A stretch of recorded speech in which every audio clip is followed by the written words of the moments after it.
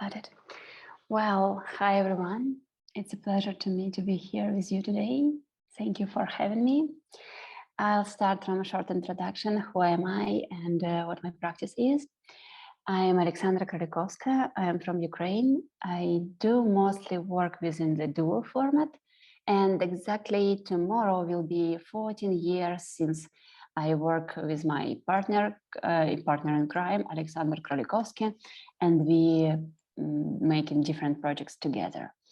And I'm a conceptual artist, and I'm not limited by any one specific media. Mostly I choose appropriate tools regarding what do I want from project, how do I want it to be perceived, considered, exhibited, promoted, and sold, and of course, what my audience is. And right now I'm spending second month in Sweden in art residency, which is called Jaspis. It's a research-based residency, and I'm in my studio. And to me, the most important are questions of psychology, such as memory issues or identity crisis, wholeness, trust, human perception, and communication. And I often make collaborations and also doing some sort of participatory projects. And I'll show you one of the latest examples that I have done. And I'm a psychologist by my education as well. And I do research on art as a therapeutic force that has healing functions and is able to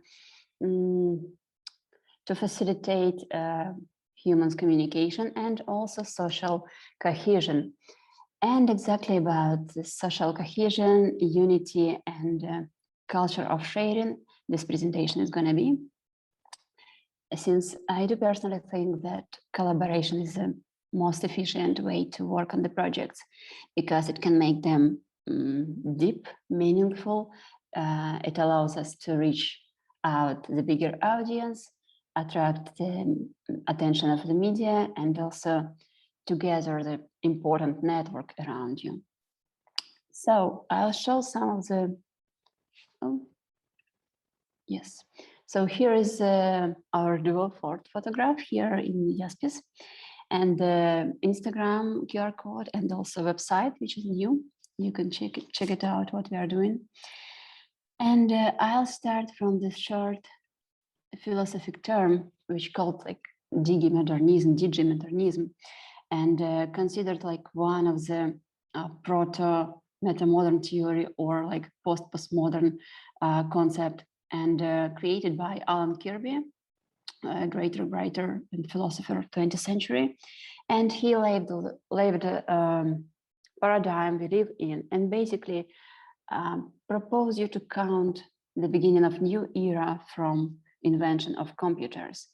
And he considers the computerization of humankind as such important step as, for example, invention of text, of writing.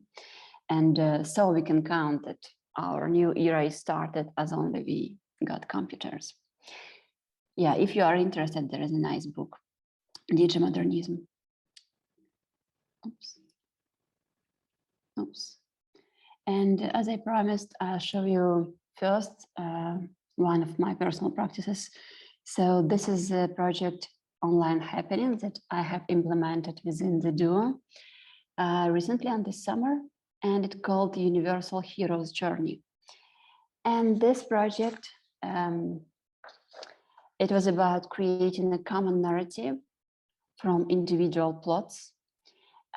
Probably you have heard about, or maybe not, about the hero's journey, the structure that was defined by American scientist and philosopher Joseph Campbell in the 50s of the last century. And he realized that there is some sort of monomyth, and each myth or plot or narrative has a similar structure, and he tried to make it clear, and he described it. So basically, this idea is about a process of transformation through which the hero obtains a new knowledge or reaches a new level of development. And there is a specific structure which consists of 17 stages, and we wanted to check can be this hero's journey taken collectively? Is it possible to create a common narrative, to make it together, or hero's journey is something that can be done by only one individual? And what we've done, we defined 17 questions according to this to the stages, and participants of the event had to register themselves, and they also got questions. Like each of them got one question without knowing what kind of questions others receive or what they do replying. And we provided some sort of childish game, like maybe you know this when you are writing, like who does what, does how, does where, and you make it like in a cycle. So you write it like I write who, next person writes or does what, and then since we do not know what another person writes, we create a very unpredictable way of writing story. And yeah, in the end, it's usually lots of fun, and the story is quite paradoxal or absurdistic. And we wanted to check, will it be the same here if the scientists claim that we have something in common? And so we received these answers and put them into the linear story, and then created this video, which is like on a cosmic background, which had this interview. So basically, there were questions and answers of the people, and it was like linear, complete, full story. And this sound was not mine or Alexandra's voice, but it was a voice of IBM Lisa artificial intelligence voice provided by IBM. And it was not only collaboration between people, but also some sort of collaboration between humans and machines, because while we were working on that and teaching Lisa all these phrases, she learned from us, and basically we contributed to this artificial intelligence development and the learning process. So through this performance, AI also obtained some sort of a new level of development. Yeah, there was a question like that. Who or what calls you to adventure, calls to go to the unknown? And people were replying like that. The boring of the routines, the comfort after a period of settle down, the social overload of precious common. Or like that, what is your key fight or challenge in your journey? How do you overcome this challenge? How do you win this fight? And like key fight in my journey would be fighting people's ignorance. The road to the victory is very long. It might seem abstract a bit, but still the whole story was perceived as a complete, full and linear. And yeah, we wanted to raise a question of how can we co-create together? And it turned out that each participant was co-creator and co-writer of both of the story and of the event itself. So this journey was taken, created and symbolically passed collectively. Yeah. And the next project I'd like to tell you about is a project by Ai Weiwei and Olafur Eliasson, the Moon Project. This is their collaboration, and they basically allow the global audience to leave their individual mark in the form of drawing on the surface, like a moon. And through online communication in various forms, people could write whatever. I'll show you more. Yeah, leaving their personal messages in non-verbal but visual way. This is a mark left by Olafur Eliasson, and this one is by Ai Weiwei. And I really like how these two artists framed this project, because this is very much about breaking the boundaries and distances and overcoming all these conflicts or differences. So basically, they provided a space where everyone can express oneself.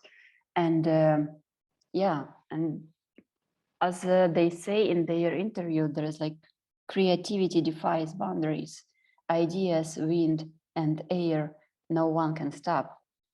This is so poetic and beautiful. And it was like for 4 years running project. Yeah, you can check it out, find more pictures. Yeah. Well, another project I'm excited about is the project Unknown Cloud by Swedish duo Martina Seitel and Christer Lundell. What is this? This is basically a flash mob which requires people to be at the same time, at the same place, with their smartphones charged and with app downloaded, and also with earphones. And people are receiving instructions through earphones. They receive different instructions, and these voices, some sort of guiding them and provoke them to interact with each other. And since there is no way to understand what other person hearing, many unpredictable and quite interesting situations appear. And for example, yeah, one moment.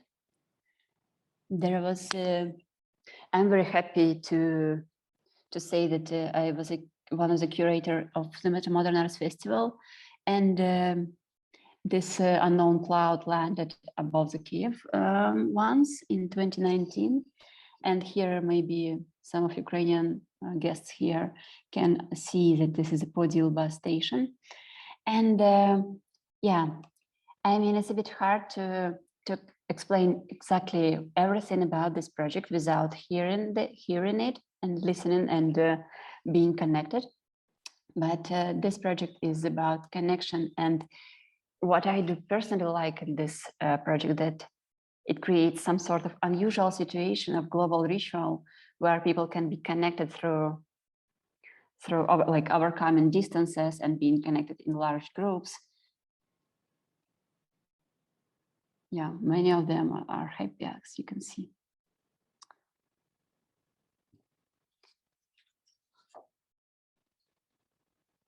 Yeah, and you can actually go to the website of Unknown Cloud and some sort of like request this cloud to land on your place. And if you will be persistent enough, or you will get a crowd who wants this cloud to be, it is possible to organize that this cloud will be landed in your place and you will experience this. It's really worth it. Yeah. Well, and talking about digital art collaborations, and I cannot avoid mentioning this trio, which is Michelle Abaf, Nastya Sidorenko, and Luke Turner. And these people are using very cleverly the social media in attempt to attract more attention and to bring as much as possible people into the project. One of such project is He Will Not Divide Us. There was a live streamed durational artwork. There was a camera installed outside of the wall of Museum of Moving Images in New York.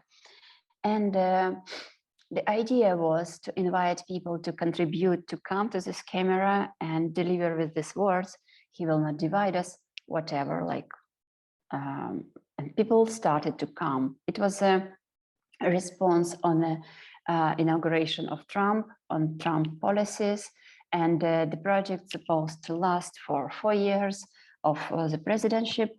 And so it was some sort of like a mantra that people were invited to repeat, and it turned into some sort of like ritual, or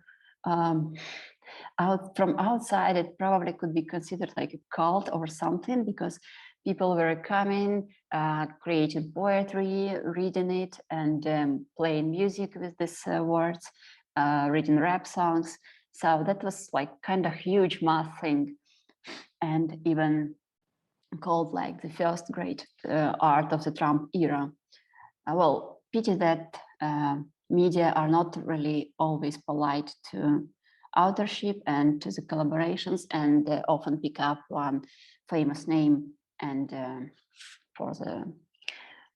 attract more people. But still, this project done by trio, and since it was very popular and really huge mass of people were coming, there was a provocation by Trump followers, and the provocation was some sort of tough, because well, there was Shia LaBeouf as well, who were there most of the time, hanging out nearby this museum, and many people who were coming and repeating these words. They not only playing this into this performance, but also taking photographs with Shia because he's popular. Why not?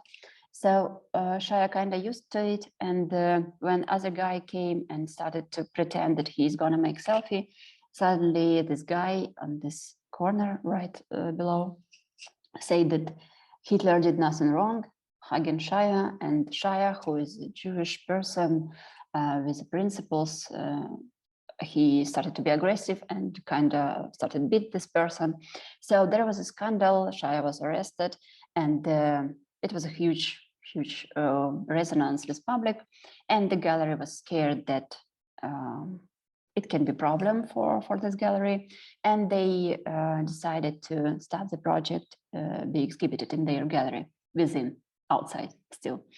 So these guys decided to put the flag an unknown place without giving any geographical locations, but to wave the flag, he will not divide us, and just put a live stream camera so people could online, sitting in their couches, watch this flag waving. He will not divide us, and do at home whatever they want, repeat this or play with this or just meditate.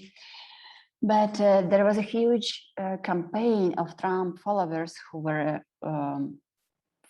following this flag, who were calculating this geolocation where this flag, and who once even traced it and replaced the flag by this Make America Great Again cap. Sounds unbelievable how one white flag with 5 words, huge wave of resonance can produce, but still this is true. And because of this followings, the flag was moved for like 4, maybe 7 times in different states in the US and also in Europe, and even was in Poland, if I'm not mistaken. So yeah, this is probably one of the greatest examples how just tweets can spread out a huge mass wave of reactions and make the project meaningful for really many people. Another example of this guy's project where they use social media in a quite non-ordinary way is Take Me Anywhere. And basically, this is it was a month-long trip, hitchhiking trip, and 3 of them, Luke, Nastya, and Shaya, went on the road as in romantic times, and anyone could pick them up from anywhere and take them anywhere by using the geolocations they have posted on Twitter. And there is, you can see the whole journey they took. And this is, I really appreciate how do they work using digital technologies to check out such human values as like trust, compassion, or actually openness. And they are checking themselves, can they trust? Because, for example, Shai is a very popular figure in the States, and but still there are lots of weapons and people sometimes go mad, and someone could be, I don't know, could kill Shia, for example, in attempt to become forever popular figure, forever well-known murderer. But it went well in the end. but we got a picture of this path, which was entirely in the hands of public and was unpredictable, absolutely.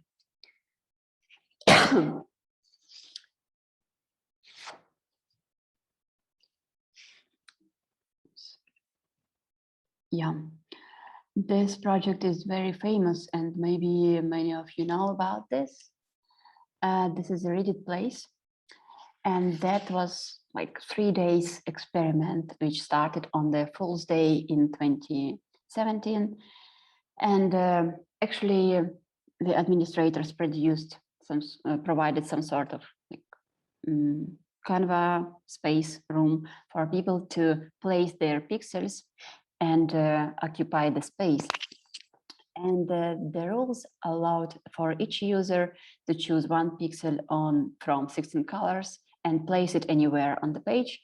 And users could continue like placing pixels, but they had to wait from 5 to 20 minutes to place another one. So the most clever of them started to collaborate and like unite their efforts. And such things as blue corner started to appear, or like rainbow road.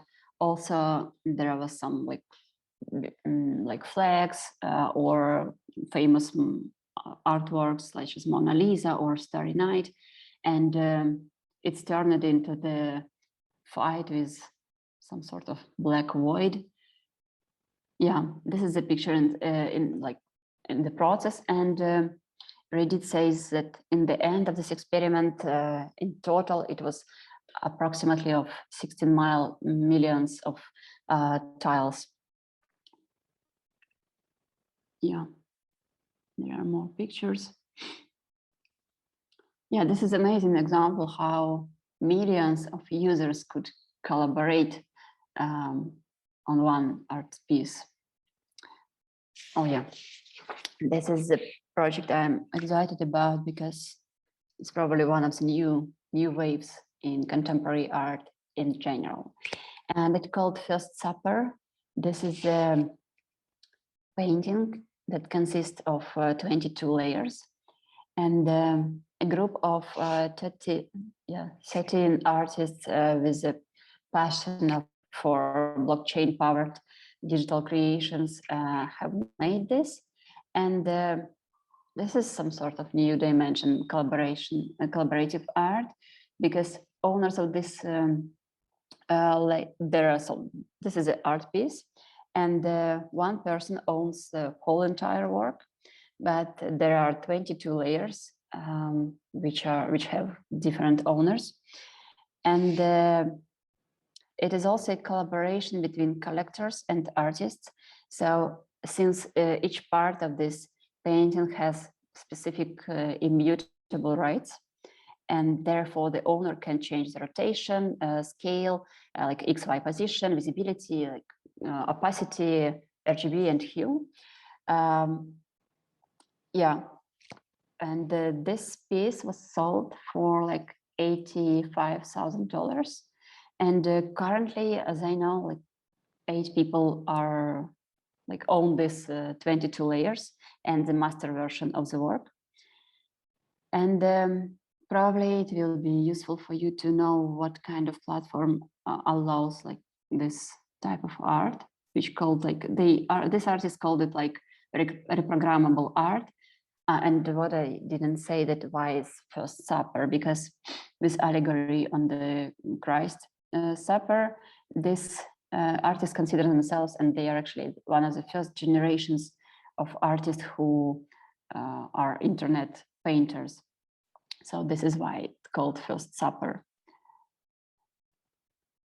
Yeah, and the platform where it is distributed is Async Art. And you can see there are different types of digital art. And also there's a section of collaboration. And there are auctions which are going on constantly. So I would recommend you to take a look on this platform. There are also what is very interesting, this some sort of like art which can change itself. So for example, the Moon, this is a project which, like, the picture is changing according to the moon and its position. So it becomes brighter or darker depending on the calendar. Yeah. Well, we are running out of time. And since I'm in Sweden, I wanted to briefly mention that digital collaboration became popular not only for like underground or avant-garde artists, contemporary, but also for such pop icons as ABBA. Probably you've heard that the next their album will be played by avatars. So this is how do they record it in real life. By the way, somewhere near, I guess, their studio is on the next island. And this is their avatars, and they still look young as they promised. Yeah, and what is really interesting is how do they play with the subject of digitalization of our reality. If you'll pay attention to their songs, for example, Don't Shut Me Down, there will be such a controversial but subtle, but still open, like candid lyrics about like, I've been reloaded, yeah, or I'm fired up, don't shut me down, or also it's about like, I'm a dream that had been decoded. So most of these things are put into lyrics, which are really half about physical feelings or real experiences and digital creations and experiences of AI or our interactions between. So basically, when you hear this album, this new couple of songs, you're like, oh wow, who talk to me, like where it comes from AI or from these guys who pretend to be virtual voices, etc. So it's like lots of play in it. Well, time, okay, see, one moment. And then if we have a little bit time,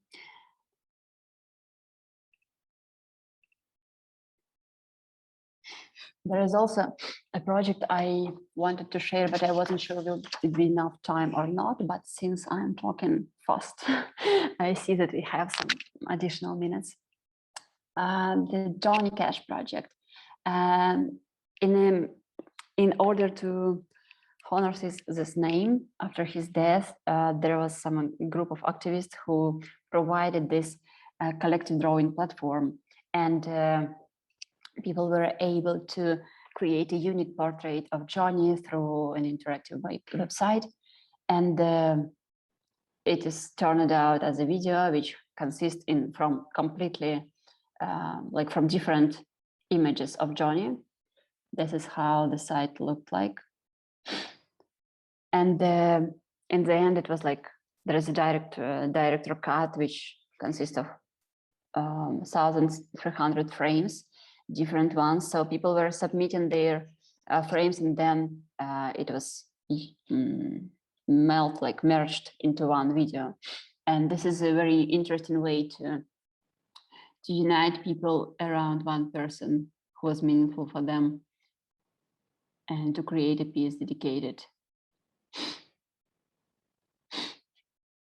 Yeah, and also if you're talking about the song, there is a project, Low Key Karaoke, and this artist Devon Sproul proposed people to play and to record their songs on video, send it to her, and then she recorded her playing this song, and then split the screen, and then it was like they are two playing together.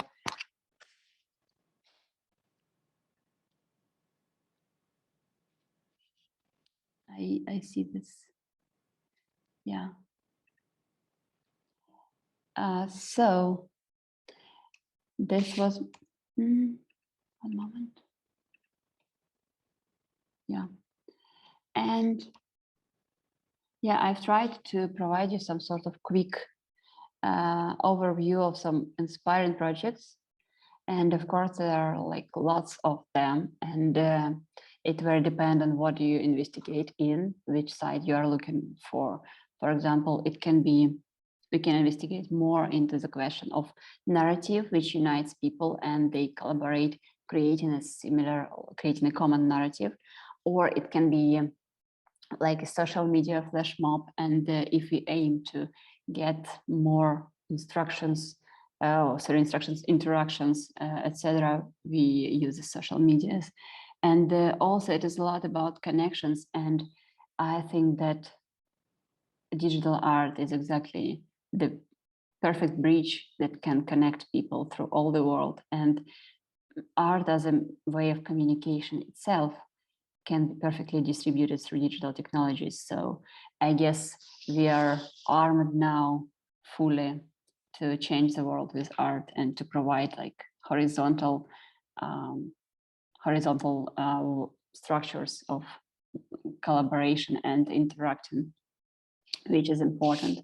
And to finish this, to summarize, I'd remind you the quote from Timothy Leary, who is a great thinker of 20th century, that the brain is a robot computer perfectly designed to fabricate any reality we program it to construct. And yeah, so if there are any questions, please do not hesitate to ask.